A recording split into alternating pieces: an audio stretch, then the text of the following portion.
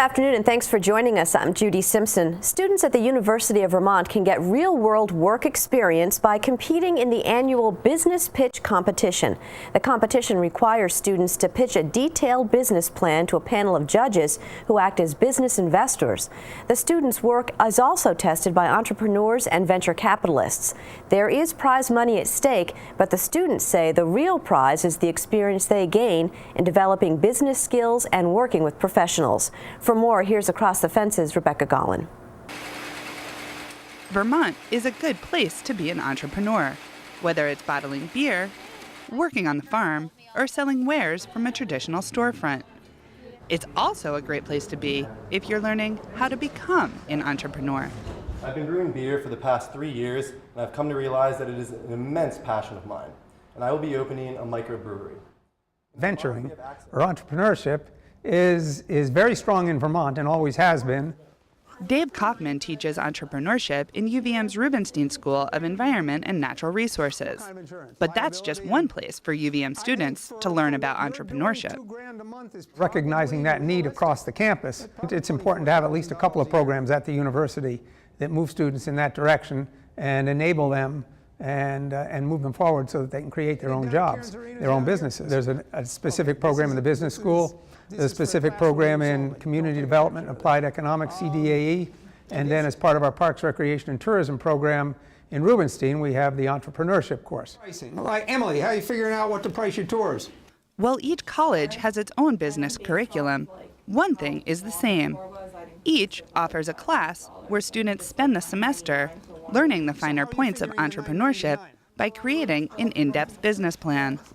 You start off at day one, you choose a business plan. Day two, you write a mission statement, and then you just slowly build on from there. So it feels like you're only doing a page or two a night, but pretty soon you have a 20-page business plan. I had the idea before I came into the class. I had the passion for brewing and for drinking high-quality beer. But this class itself has taught me a lot about basic financials, business planning, understanding pretty much what goes on in the real world. Nick Kaufman is a CDAE minor. He's not sure if or when he would start his own business, but he knows he could. I have a lot better understanding of how to go into a job interview, how to approach professionals, and I have a very, very complete business plan in order to present it to any potential customers in the future or to any potential employers. Everybody can be an entrepreneur if we help people to see what's involved. Kathleen Liang teaches community entrepreneurship in CDAE. A major focus in her classes is that there's a lot more to starting a successful business than just thinking about profits. If you want to take the risk to put money in something you have passion about, but then what are the consequences? We have to help people to realize a dream is a good dream, but it can turn into a nightmare if you're not well prepared. That's usually my first sentence when I start a class. Being in the community development instead of a business school, we're talking about sustainability, and it's not, the first goal isn't just profit. And I think that's the main part about the CDAE program. It's sustainability, integrating yourself in the community. If you're going to build a customer base, it will be starting out with the locals, trying to get their actual love for your business. On this day, students from Kaufman and Liang's classes, as well as from the business school, have come together for an entrepreneurship competition. They're sharing the business plans they've been working on all semester and competing for cash prizes. What did you have to do to get ready for this competition today? Didn't sleep. I was actually up till 2 a.m. last night preparing my finances just so that they were lined up perfectly, that if they wanted to ask any question, I was ready and prepared for it. As a Parks, Recreation, and Tourism major, Zach Palladino spends most of his time focusing on national parks. This is the first business class he's ever taken. If you allowed yourself some starting money, include it in the first quarter because it's cash that you have available to use. Income statements to your cash flows, and I didn't even know what those meant when I first started out, and just going page by page and like just line by line, okay, this is what rent's going to cost, this is what depreciation is and how much it's going to be for myself. They have to do research. They have to understand what industry they're in. They have to understand if there's a market. They have to understand if that market is big enough, if it can be sustained, how to reach that market through a marketing plan. But ultimately it comes down to how you're going to pay for it and are you going to make money. Here's how it works. Trips are booked either online through our website or at our storefront. Clients will choose their desired activity, location, duration, group size, and their desired final product. The students develop their business plans out of something they're passionate about. For Palladino, that is skydiving. And I love to skydive, so I got off the ground with an idea to do some sort of skydiving industry or business that would tap into college kids. After spending dozens of hours this semester developing his plan and crunching numbers, Palladino was pleasantly surprised by his results. After whittling it down and getting actually hard numbers and investors, I figured out it's actually something that is feasible and could be done. And I think that was probably one of the coolest parts, from just going to this lofty idea of skydiving to, holy cow, if I wanted to, next year I could actually create this drop zone. So that was really cool. It's an adventure, but it's a somewhat of a safe adventure. You're not going to get laid off by a big company if you own your own small business. You may go out of business, but at least you did it on your own. Somebody didn't force you. Somebody didn't give you that pink slip and say, sorry, you don't have a job tomorrow. That doesn't happen. And for the most part, a lot of small businesses fail, but quite honestly, small businesses fail more not because the concept was wrong, but because of lack of attention to detail, or they didn't keep their focus and tried to do too much, too fast, with too little. Here in Vermont, you probably have a lot of opportunities in your backyard, but if we don't help people to explore them, people leave. And if we could get this momentum going and help students, help our own young people to see how they can create their own opportunities right here in this fabulous state. Most of the students here today are planning to get some experience under their belts before venturing out on their own. This class has definitely taught me a lot of the importance of making a good first impression and making sure that you are presenting yourself well and knowing that what you do and what you write will be seen by others, whether you think it will or not. So being sure that you're always in that good light regardless, and especially giving a pitch, everything is on that first appeal and being able to trim down what do I actually need to say versus what don't I need to say, and that can just go for everywhere in life. With my resume, with the jobs I'm going to, what do I need to actually tell them versus, they don't need to know my favorite color is green, but giving them the big broad topics of this is why I'm a good candidate for you. And I would say that is probably the most beneficial thing I'll take away from this class. For the business, suspended time skydiving. Zachary Palladino, would you please come forward?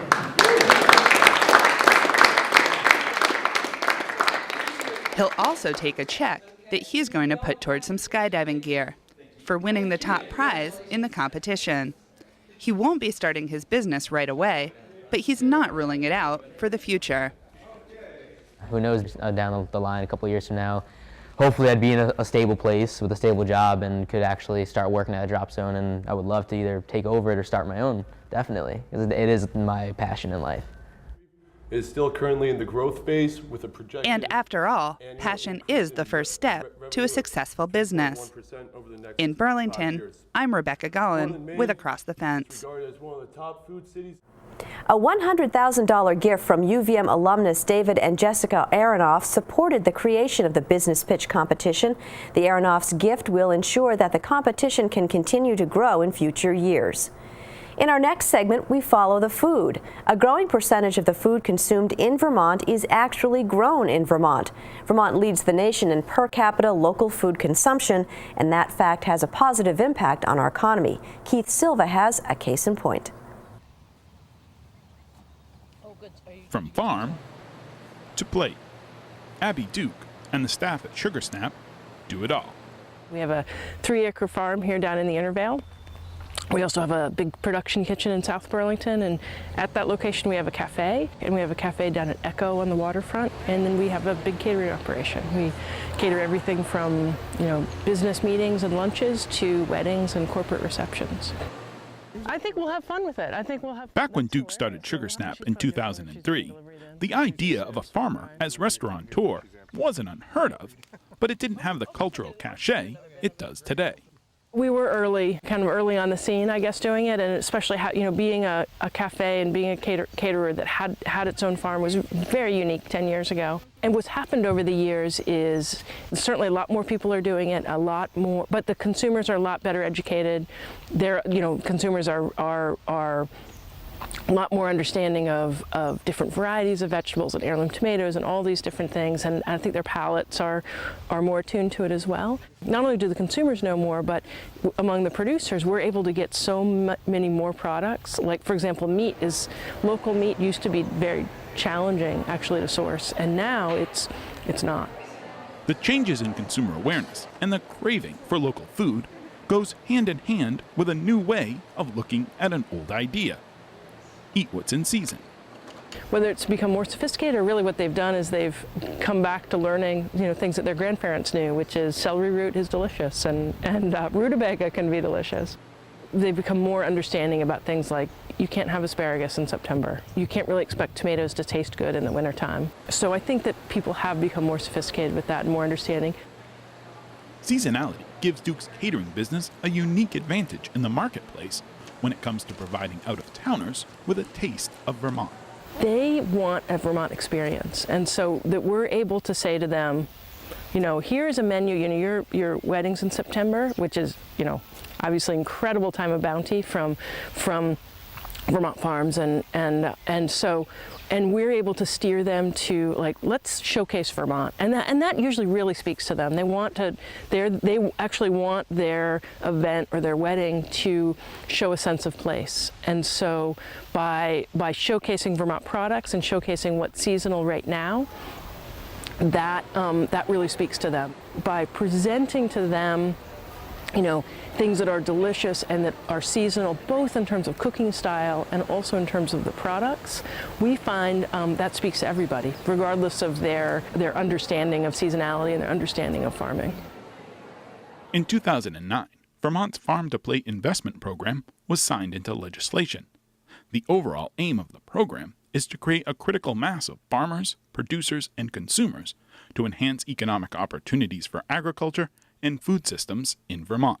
The reason Farm-to-Plate exists is to help keep agriculture alive in Vermont. Linda Berlin directs the Center for Sustainable Agriculture at the University of Vermont.